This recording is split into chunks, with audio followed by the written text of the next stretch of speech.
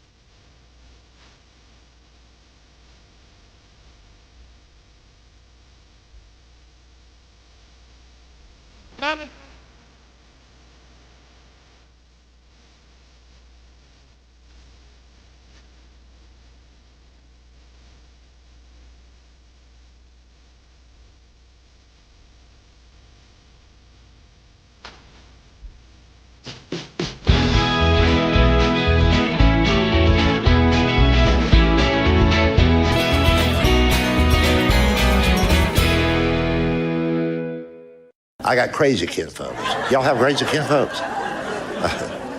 I mean, we love them, but, you know, I got one now. Had lunch with him 3 days ago. He's bragging, always bragging about something. He's bragging about a brand new 6-quart crock pot.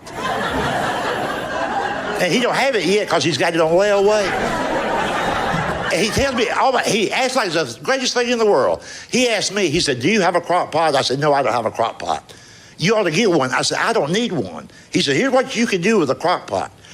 You can put a raw chicken in a crock pot early in the morning, turn it on low, and when you come home from work that evening, it'll be ready to eat. Ain't that something? And I said, that's good, but you don't work. Like you're home all day, you know. The reason he's home all the time is because he's never had a full-time job, because I don't think he knows how to fill out a job application. Where it says nearest relative, he'll put 12 miles. In case of emergency call, he write in like 911. Just crazy, crazy people. But it's good to be here. By the way, I got here about an hour ago, and I saw some of y'all outside. They had food here today, but outside the studio. It was wonderful, wonderful food. As you can tell, I love food. I tried every diet that don't work. A diet that I hated the most. A few years ago, they had this diet called the Stillman water diet. The Stillman water diet. You had to drink 18 glasses of water every 24 hours. I lost 2 pounds in one day. My bladder fell out.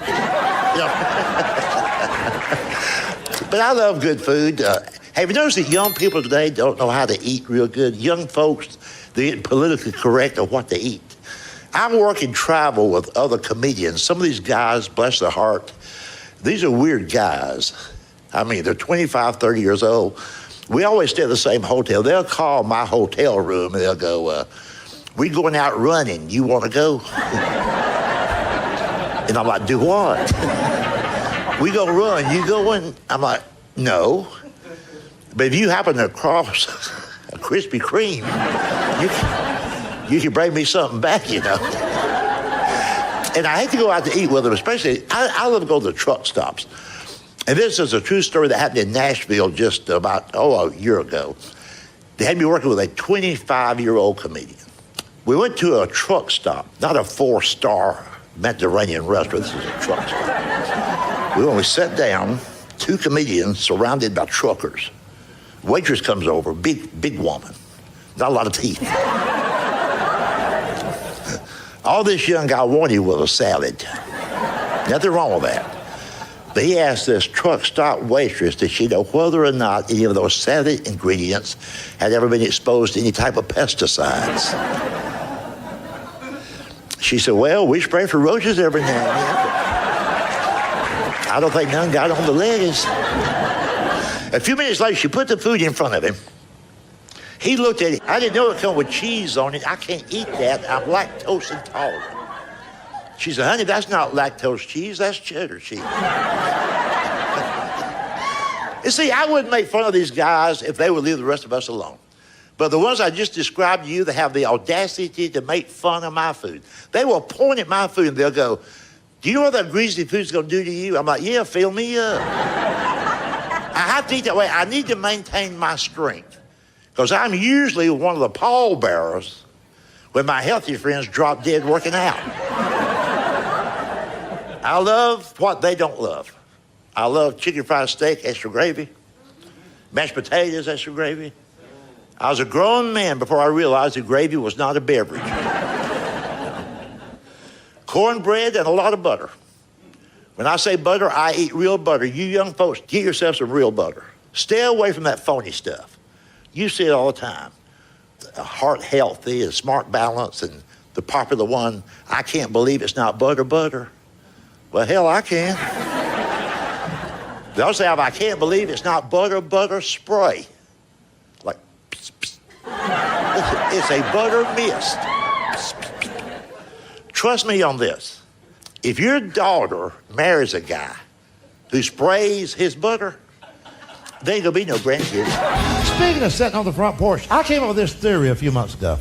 There's been so much talk in recent years about the moral breakdown in American society, the family unit falling apart, and the violence among the small children.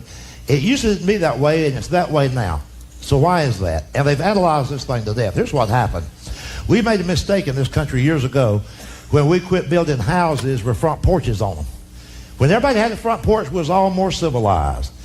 Get there after supper, sit around, talk, sometimes just grunt. Like, damn. I ain't gonna never eat cooked cabbage again.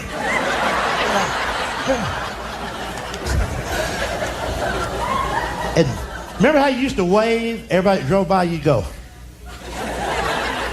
Somebody go, who was that? You go, hell, I don't know. Well, you waved. Well, I didn't want them to think we was uppity. And remember how you could gossip about everybody that drove down the highway? Somebody goes flying, you go, there goes that David Jackson, driving like a bat out of hell. Got a brand new car. How'd you get a new car? He ain't got no job. I'll bet you his daddy co-signed. He co-signs for all them kids. That's how come they didn't turn out to be worth a damn. Well, see, you can't do that no more. You know why? Ain't nobody got a porch. Everybody's got a damn deck. You can't raise a family out back on a deck. We need a porch like they had in Mayberry with Andy, Opie, and Barney out there. If they'd had a deck, Opie would be on drugs right now.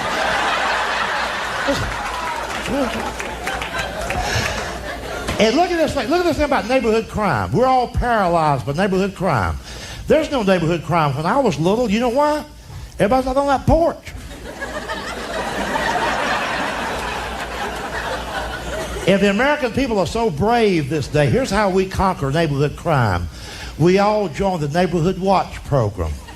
Put that little plaque in our subdivision. This neighborhood part of Neighborhood Watch. Damn. Man, that's going to scare them off, ain't it? some mass murderer head in your subdivision, see that plaque? Damn, they got a plaque!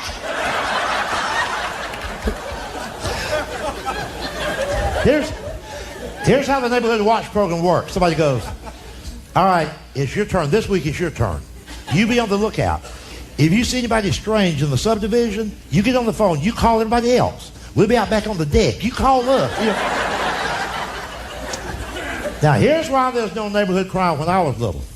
I remember being out on the front porch with my daddy and my little brother. Some guy would be walking down the road, and my dad would go, wonder who that man is walking down the road right there. My little brother said, I don't know, Daddy, I don't know him. My dad would go, he can walk down the road all he wants to. But he better not come in my damn yard. Well, see, you don't know that now. You know why? You're out back on the deck. The deck. You can't see nothing back there on that deck. And do you remember when the word porch used to be part of our vocabulary? Like somebody would say, you know, I had a glass of lemonade sitting somewhere. I bet you left that on the porch. Where'd I put that hammer? Look on the porch. Or somebody might say, what'd y'all do with that old refrigerator?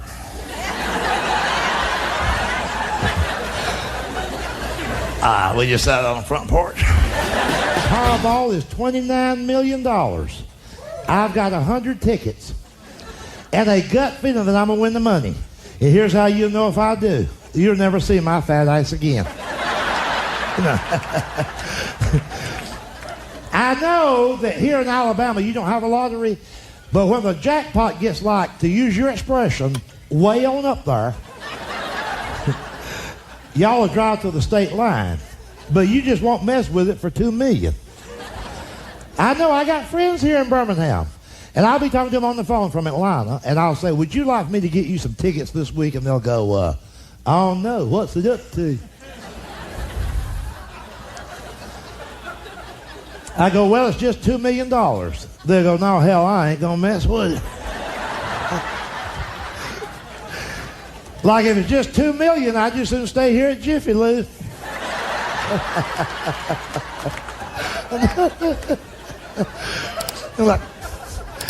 And you know what? You know people like this too. You know when you talk about winning the lottery, I think people are just embarrassed to admit that they would quit their job. People say this about winning the lottery and working, they'll go, oh, I don't think I'd quit working altogether. Now, what the hell does that mean? You got $15 million, but you're still going to get up early 2 mornings a week and go into Shoney's and set up that breakfast bar. Well, I'm the only one who knows how to do it. I mean, see, people ask me all the time. They say, now, James, I know you joke around a lot, but seriously, with the kind of job you've got, if you won that lottery, would you really quit working? I go, in a heartbeat. They go, well, what would you do? What would you do? I said, I sat on my front porch naked and wave at cars. See, if you've got $15 million, you can sit on your front porch naked. A family of 4 can drive by in a station wagon, and a little kid will point up there and go, look, Mama, that man's naked. She said, I know, honey, but he's got $15 million.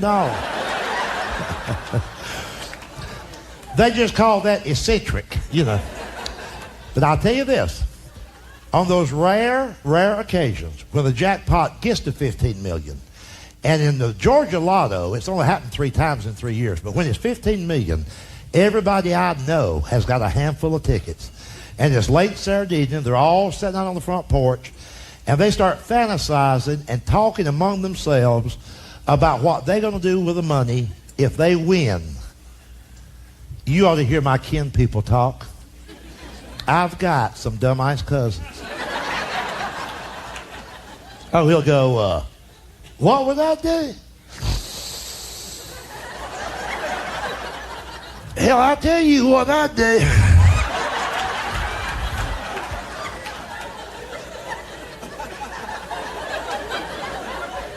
$15 million. You damn right I know what I'd do. I'd put a new roof on this house.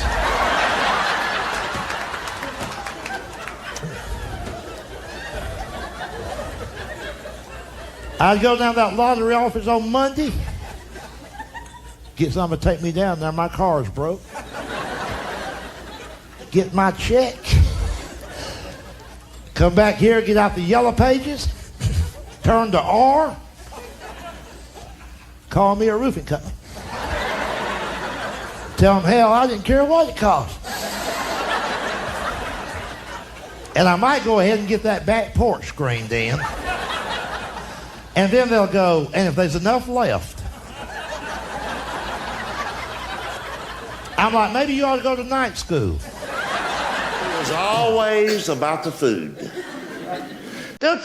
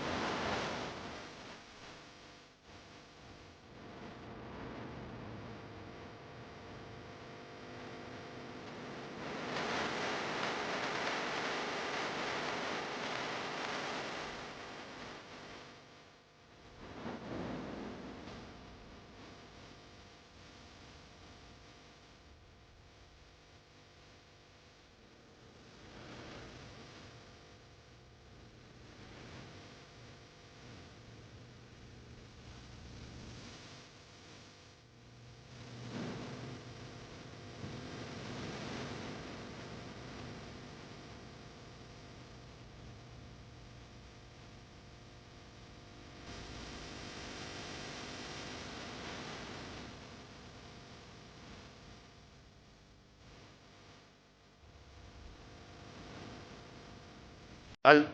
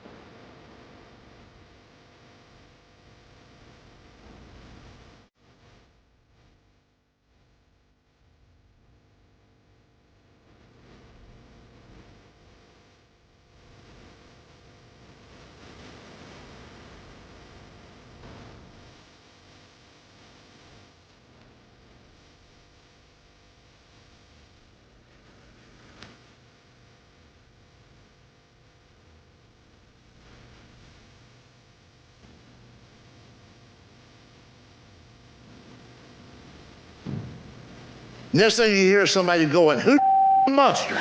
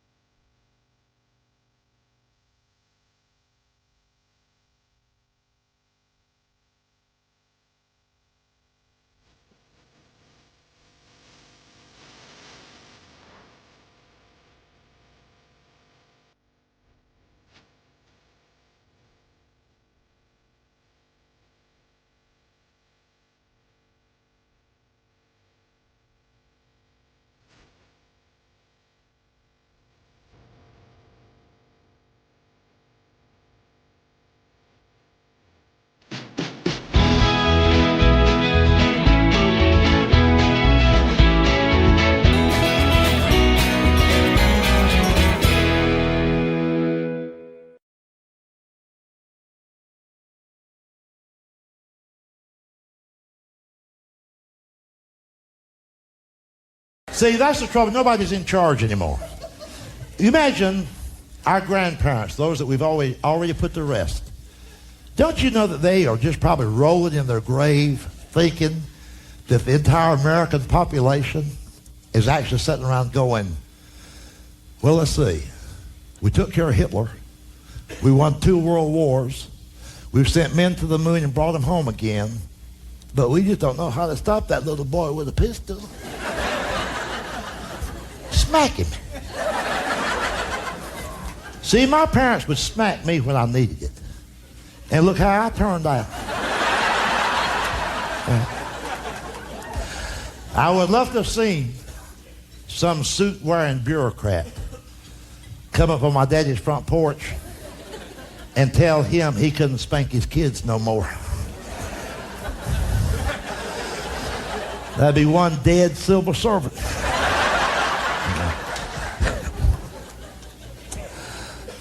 It's not the kids' fault, though. It's the breakfast we're feeding them. When you and I were little, we had a good fun breakfast. It was still okay to be a kid in America. And now everybody's so health conscious at the age of 2. At the age of 2, you got parents giving a 2-year-old healthy products. We need jawbreakers and Tootsie Rolls. Sugar. We need to lose our teeth. Eat some dirt, damn it. Eat some dirt. Me and you, we had a good fun breakfast. Captain Crunch, Frosty Flakes, Fruit Loops, damn Fruit Loops. We put a half a bowl of sugar and our teeth fell out, but we were happy. And look what the kids have now, because some of the adults are eating it. Fruit and fiber, fruit and fiber. Have you seen that? Little dried up hard banana chips. It looks like rock, it tastes like rock. Little dried up hard raisins. You know it looks like nose boogers. You know it does. The fiber looks like the hair on a Cabbage Patch doll. That's why kids kill each other in school. They're pissed off about breakfast.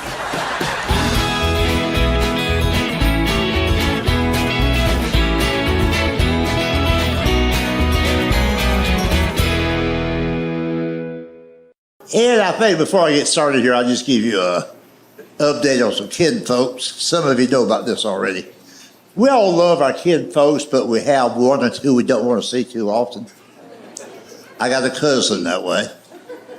I see him every 2 or 3 months. We have lunch, catch up on times, you know. He's always bragging about something. In the past year or so, he's been bragging about getting a brand new 6-quart crock pot.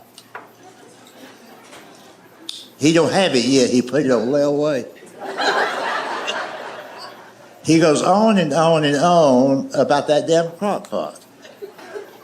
He'll ask me, he says, he'll tell me about the crock pot like I don't know about it. He says, here's what you can do with a crock pot.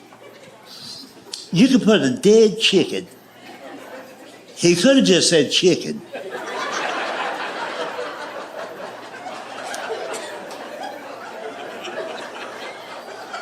You can put a dead chicken in a crock pot early in the morning, turn it on low. And when you get home from work in the evening, it'll be ready to eat. Ain't that something? I said, yeah, but you don't work.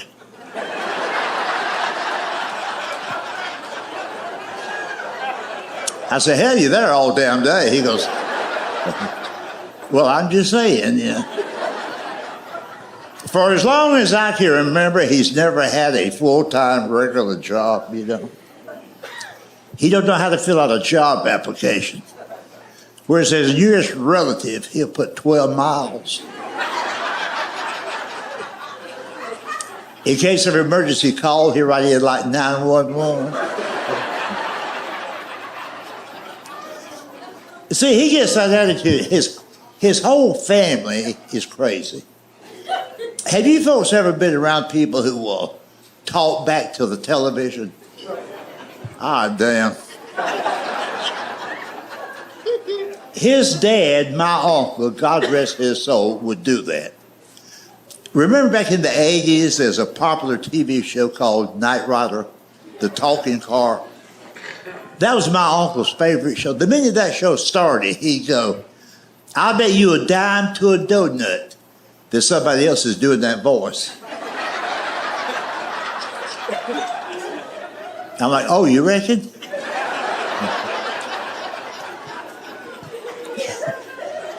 Our Miss Piggy would come on the TV screen. He'd go, I bet you that's not a real pig. A real pig wouldn't wear a dress like that.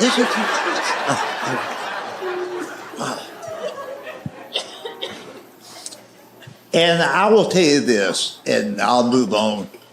This may not be funny, but I'm going to tell you anyway. My cousin, he loves jalapeno peppers. And so do I love hot peppers. But he calls it jalapeno pepper. He'll say to a waitress, do y'all have jalapeno? You mean jalapeno? No, damn it, jalapeno. That's right. He will point to that jar of pepper. He says, see right there? That's a J.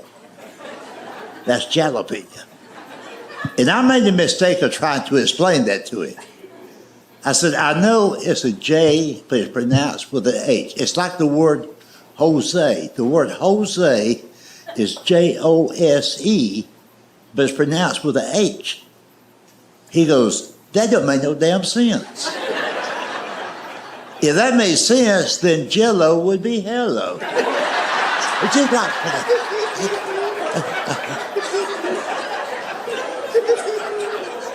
it just gives you a damn headache. But he gets all that from his father. This was years ago. We've all been told, this is common knowledge, that 75% of all fatal car accidents usually occur within a 20-mile radius of where we live. When he heard that, he moved.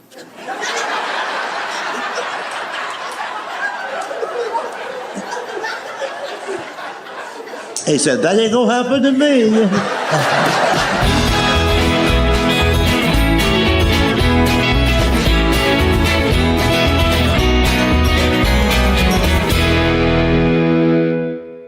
And see, I tell you something else, too. Don't worry about these celebrities. I'm so tired of these celebrities trying to tell you and me what our priorities ought to be. Save the environment. All these young couples now, they got 5 trash cans in their kitchen. They're so proud of themselves because they recycle. We recycle.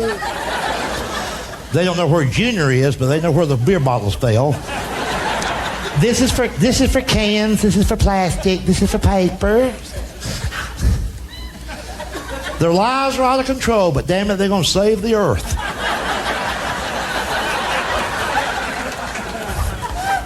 They give out these celebrity hypocrites. Next time you hear Barbara Streisand and those people talking about saving the environment, let's think about these people. They're the ones that went into Aspen, Colorado with their plastic teeth and their silicone and the bulldozers. And they uprooted trees that had been there for thousands of years to build their little 10,000 square foot weekend hideaway. Aspen is so congested now, they're trying to destroy Telluride, Colorado. Well, after these celebrities got all that built for themselves, now they're lecturing me and you on how to put 5 trash cans in our tiny kitchen to save a damn bush. Barbara Streisand can kiss my eyes. You know, so.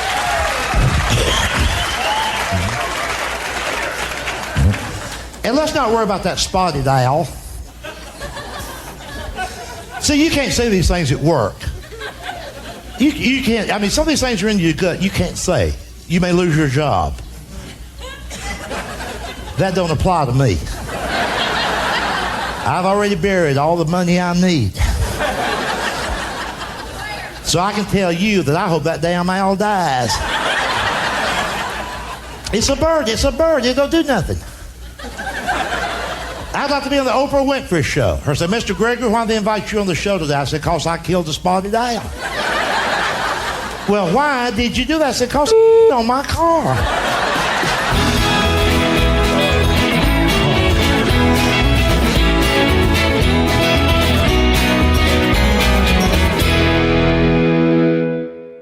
Your humor plays right into that, talking about one of the great American pastimes, and that is family and friends just hanging out. Oh, yeah. And yeah, we don't have enough of that anymore, I don't think. Socialize. You know? Yeah. Fellowship. Yeah. Eating. I mean, you don't have to be real old. You can be in your 20s or early 30s, and you're still old enough to remember when people could actually sit around and talk without a cell phone glued to the ear. And it's very hard cell to phones tell. are kind of new in society, basically about a decade, really. Yeah. Well, it dawned on me. I was talking with a friend of mine this past weekend, and we were headed outdoors to go hang out, and he was talking about something happened at some time, and he was just in college, and he's in his early 40s. Right. And he said, and they had to try to find me. They just called the phone of a friend where I was over at his house because we didn't have cell phones. And I thought, wow. Yeah, that's odd. They're so so I don't tolerate that much. In other words, like you see them in the restaurants, people go out as a family to eat. There's 5 members of a family sitting there, 4 of them on the cell phone talking during dinner. You see people eating with one hand, talking with the other, and I'm thinking, why phone call can be that important? What's really that important? Right. And that mamas have changed because my mama wouldn't tolerate a hat. A hat. Oh, not us either. Singing. I don't know where that one came from. I said, now who declared we can't sing? In some reason, there was some rule. Did you have that in your family? Oh, yeah. You don't sing at the table. You go to the table to eat and you talk. Because you have to open your mouth. I can remember being at the supper table and the phone ringing. Of course, you don't have to get up to answer it. My dad wouldn't let us. Yeah, we do that now. Yeah. What would he do? What would he do? Just give us that look. Remember, there's no voicemail then, no answer machines. Yeah. No caller ID. Yeah, hell, they'll call back. And now you see people where but really, that's what Yeah. What's wrong with it? You know what? And that's the way I still am, Like, my cell phone's in the car. I never take my cell phone. I don't take my cell phone in buildings. I text one time in front of James. I would never take my bad. Yeah. Texting, don't get me started on that. Yeah, he threw it right in the potatoes. I have a very cool, hard stance on texting. Right. Every time I read in the paper, here on the news, where these single car accidents, where they were texting. Ran off the road, hit a tree, and died. I'm so glad they're dead. James! I am. James Gregory! Can I say we're off to a blistering pace today? No, I'll tell you why. I'll tell you why. You're saying only single car accidents. Because sometimes, you cross the median to hit an innocent person. Yeah, and you're not for that. No, but see, I tell you why I'm glad they're gone. They're out of my way, for one thing. Number two is, if these idiots who text and drive, I don't know why anybody would do that. If they do that on a regular basis, tomorrow they could cross the line and hit my sister. Yeah. Tomorrow they could cross the line and hit my nephew and niece or the people I love. I agree. So if they go ahead and die today, I'm okay with that. But that's the reason why I've never understood why we're having to have a law about people texting and driving. How can there be people that think they should text and drive? Well, they're just idiots. See, that's one thing you can't legislate.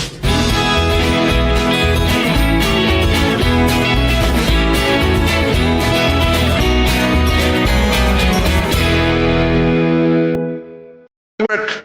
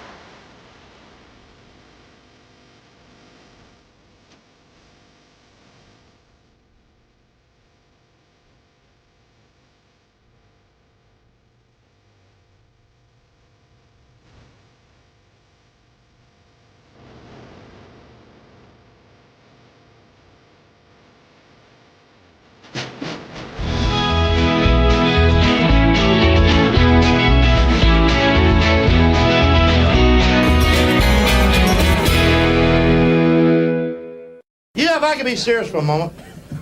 You hear people say all the time that we Americans aren't as civilized as we used to be, not as humane as we once were. After all these years that have gone by, half the people blame that on Vietnam, the other half blame it on Watergate. I blame the whole situation on Colonel Sanders. And I know you're sitting there and you're saying, I hope he explains that. I will, that's my job. You realize before Colonel Sanders came along, the only thing that ate dinner out of a bucket was a hog? Now he's got everybody doing it. Let's say you go down to the Kentucky Fried Store. They're waiting on the man in front of you. He's about 5'8". He weighs 340 pounds. He can't hardly breathe. And I'm glad to see y'all find that funny. Yeah, man's gasping for air. Yeah, we'll laugh at that. You're my kind of people. Now, you know how they got the menu on the wall over the counter? All this man can do is breathe and point. Like,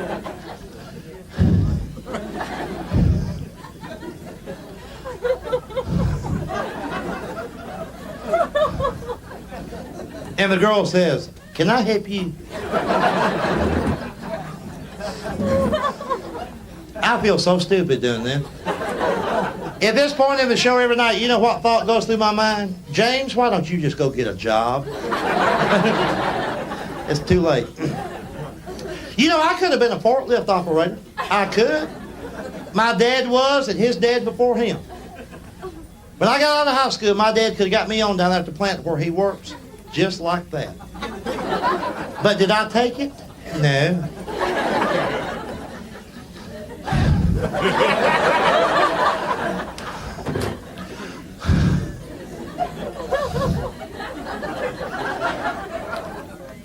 want a bucket of chicken. And then the girl says something ridiculous like, how do you want that cooked? You want original, extra crispy, or what? Trust me, people, this man don't care.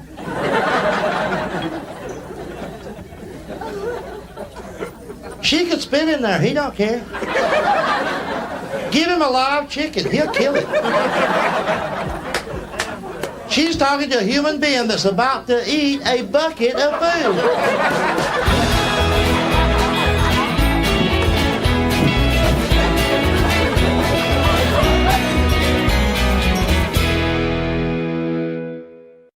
You all have a restaurant here at Poor Folks. A sign in front of Poor Folks Wednesday afternoon said, stop. Say howdy to our pork chops. Well, you know I turned around. Oh, this lady started talking about regular size, hungry size. I said, heck, lady, I ain't going to eat them. I'm going to talk to them, get them out of here. Signs are interesting. You ever drive through a neighborhood and you'll see a sign in somebody's front yard that says, for sale by owner? To me, that seems like a lot of wasted paint. Who else would be selling this man's house? I've never seen a sign that said, for sale by neighbor. Well, heck yeah, come on in, what's up to you? They're on vacation, they'll never know. Come on in.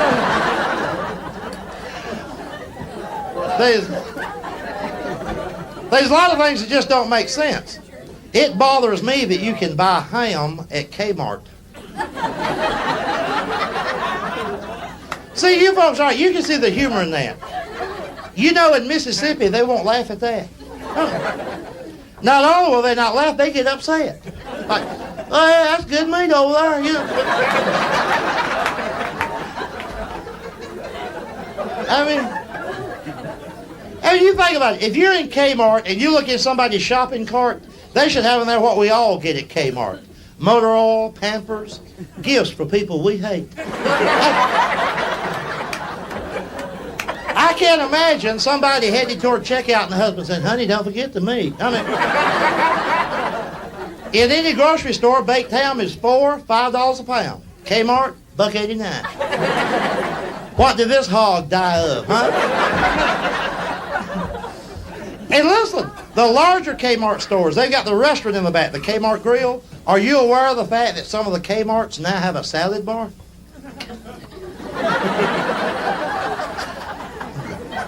Oh, don't that make your skin crawl?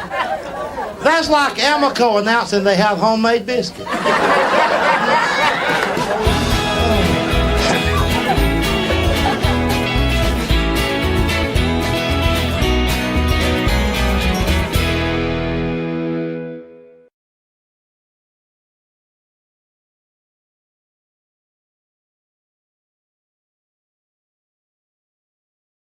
Yeah. You ever heard somebody say this? I'm out of work, I don't have any money, I can't go anywhere, but I still like to see other people have a good time. Liars, liars, liars. I'm going to be honest with you. If I'm miserable, I'm going to mess up somebody's life. Here's what you can do. If you're not working, all you're doing is watching television. So any day, Monday through Friday, right at lunchtime, when McDonald's is the busiest, go through their drive-in window, order a bunch of stuff, then pretend your car won't start. Just sit there and block the window. Sometimes you'll have cars lined up a half mile. And every one of them's got to be back to work in 30 minutes. Except you. And you ain't got diddly squat today. Just get out and sit on the hood. Wave at them. You can talk to them if you want to. You can say things like, how long y'all get for lunch?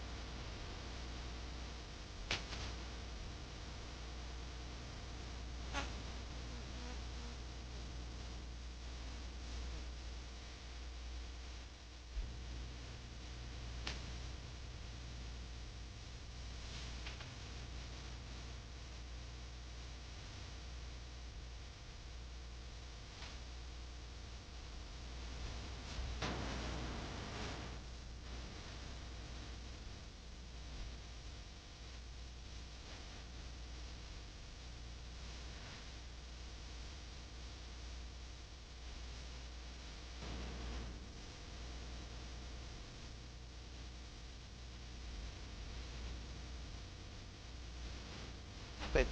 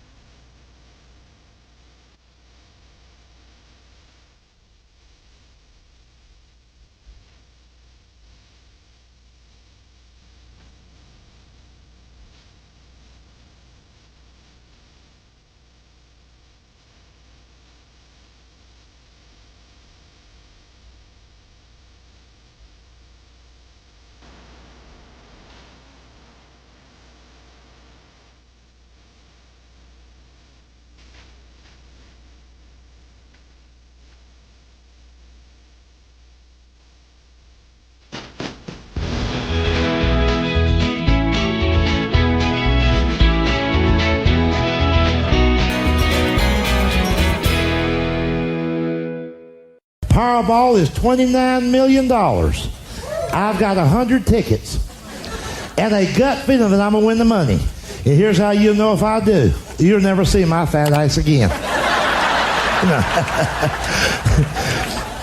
I know that here in Alabama you don't have a lottery, but when the jackpot gets like, to use your expression, way on up there, y'all will drive to the state line. But you just won't mess with it for $2 million.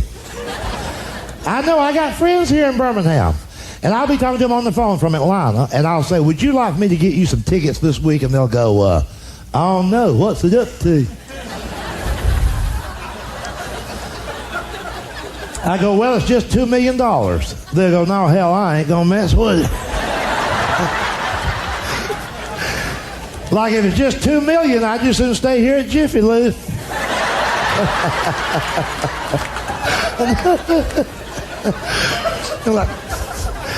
And you know what? You know people like this too. You know when you talk about winning the lottery, I think people are just embarrassed to admit that they would quit their job. People say this about winning the lottery and working, they'll go, oh, I don't think I'd quit working altogether. Now, what the hell does that mean? You got $15 million, but you're still going to get up early 2 mornings a week and go into Shoney's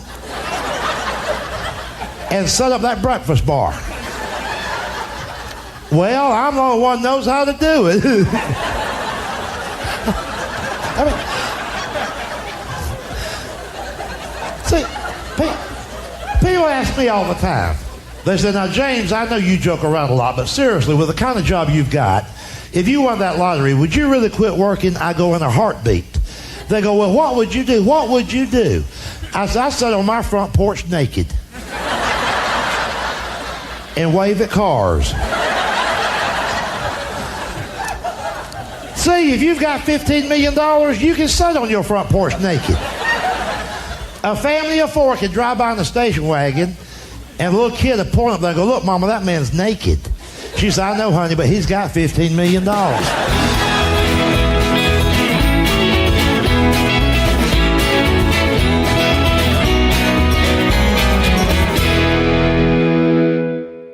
I tell you what, you pay close attention and see if this right here for most of you out there tonight, see if this don't bring back some precious, fond childhood memories to you about your mother and that covered dish. You think back a long time ago now when you was like, oh, just yay big. It'd be late in the evening, early nighttime. Everybody's out on the front porch after supper, about half asleep. Pot roast to do that to you. Remember, those were the good old days in America where a mother forced the kids to overeat. Made them eat. All right, y'all don't eat all that pot roast. I ain't going to make another one. Well, hell.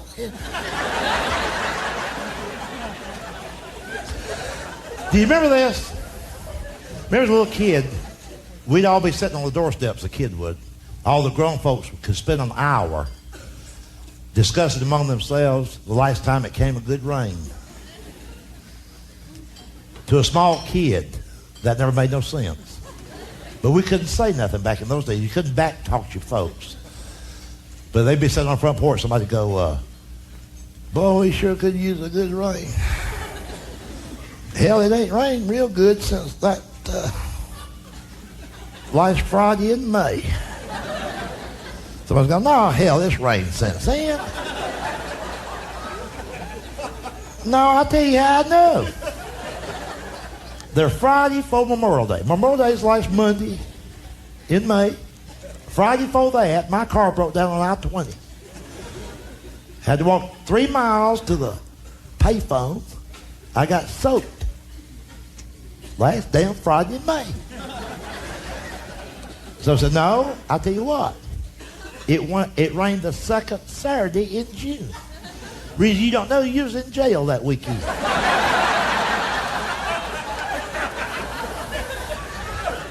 Then he said, well, that wasn't my fault. If y'all got a bondsman, I could have got out there on Friday. Then somebody else will say, well, anyway, we need rain. Well, yeah, I didn't say we didn't need no rain. And in our little hearts as children, we were sitting on the doorstep thinking to ourselves, who gives a right size when it rains?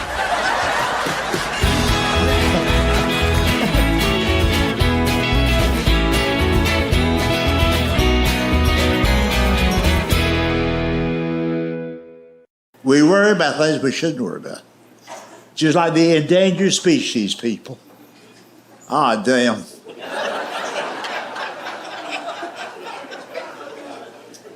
I got a theory that not one single person really cares about the long-tailed kangaroo rat.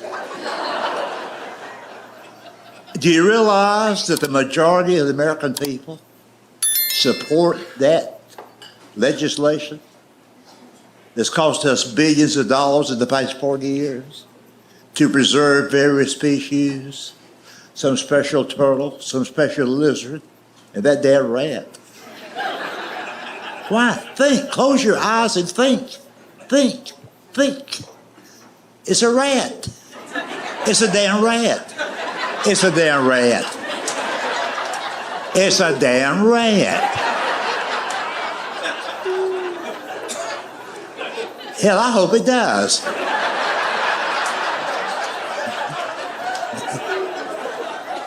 Just like previous generations, the one that Reader's Digest says are happy, if they saw a rabbit, they kill it. It's a rat. It's a rat. It don't care how long the damn tail was. It's still a damn rat. See? So we worry about the damn rat.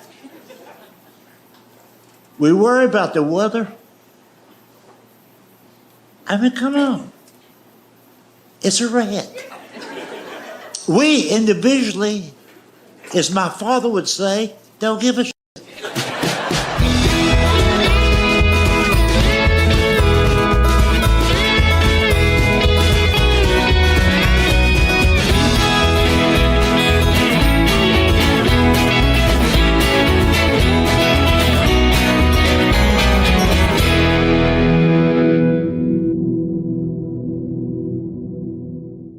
And by the way, have you noticed that's one thing that all of us fat people have in common? We'll do anything in the world to lose weight except quit eating. We like to read books, join clubs. Matter of fact, we like to read a good diet book while we're eating a box of cookies.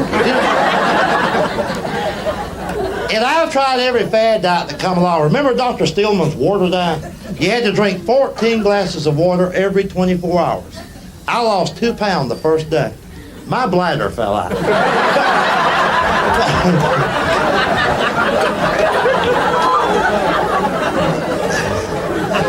But I'll tell you what, I invented a diet. You fat people write this down, I don't mind. What you do before every meal, you drink a half a pint of Seagram 7. You're still hungry, but you can't find your mouth.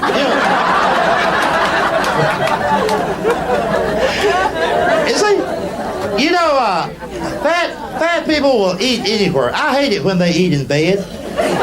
It's nighttime, you take a shower, you crawl between the sheets, and there's tater chips in there. But see, when it comes to being overweight, we all become hypocrites.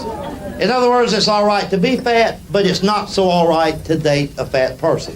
That makes us hypocrites. And I know, I used to date a fat woman. Oh, Lord. Just so you'll know what I'm talking about. The moment you saw this woman, you just assumed that somebody in her family owned a flatbed truck.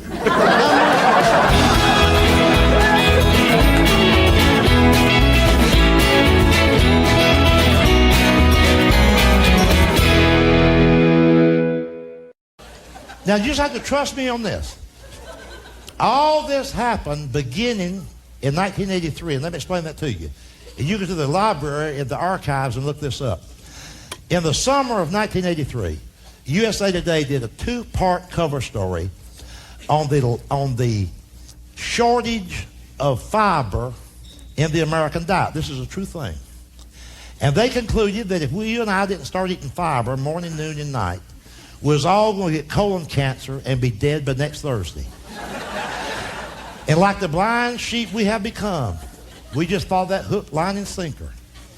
And we all got scared to death to eat normal anymore. We had to have that fiber. Everything had to be all natural.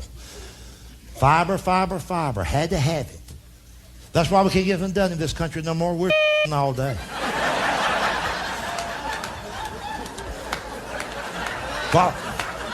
While we're on the crapper, the Japanese are building cars. In Japan, they just it once a week. That's where they got that word bonsai. Then we got scared of the food. Here's how scared we got. Started that whining about the law. Whine about the law. Whine. They ought to have a law. We need a labeling law. So that when I buy a can of goods at the store, on the label, there'll be listed everything that's in the can. I need to know before I buy it what's in the can. I need to know. That's why it takes the American people 5 hours to buy groceries now. It ain't the traffic, it ain't the checkout line, it's because you're reading that stuff. When you go to the grocery store next time, watch them. They'll just park the buggy. They'll park the buggy. They'll just park the damn buggy.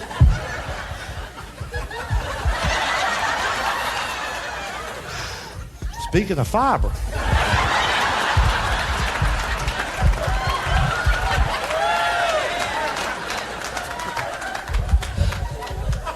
But hell, it's what you're used to.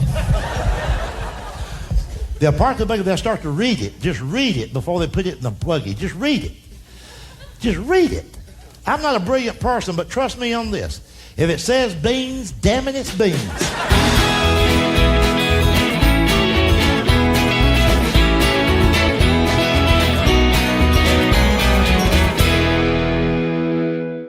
There has been so much talk in recent years about all this bad shape the country's in, the violence and this, and the kids out of control, and it's just out of control. It's just, oh, Lord, what we're going to do. Well, see, I'm one of those people that don't think that's a big problem. When the American people used to eat food and had eating habits the way our parents and grandparents did, our ancestors did, we were not a weak, sniveling population. In recent years, we've become a nation of pissers, moaners, and whiners. Everybody's a wuss. Everybody's sensitive, just sensitive.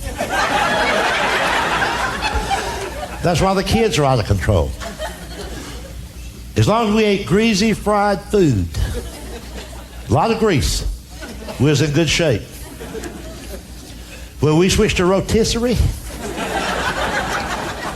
the country took a dive.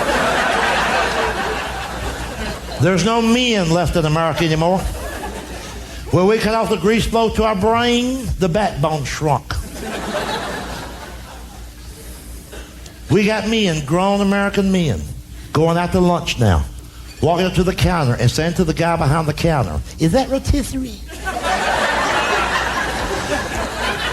I believe I can have a small piece if it's rotisserie. I can't eat the skin. Is it skinless? Ah, damn. We got men, grown American men, whose idea of breakfast now is a banana and a muffin. A muffin, God help us, they're eating muffin. And you wonder why the country's out of control? Ain't nobody in charge. You know this, rotisserie was only available in fast food chicken places in this country just 6, 8, 9 years ago. You know that. But it's not a new food item. They've been eating rotisserie in France for 200 years. But France is a wuss nation. That's why we always have to fight their damn wars for them.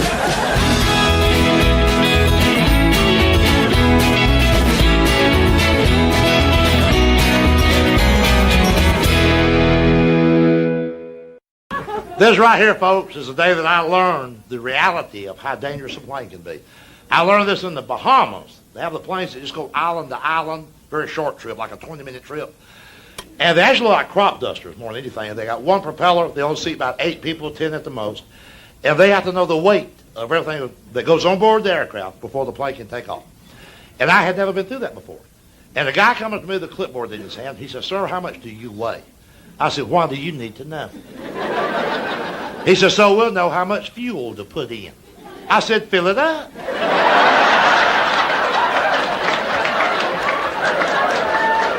I'll buy, fill it up. I weigh 600 damn pounds, fill it up.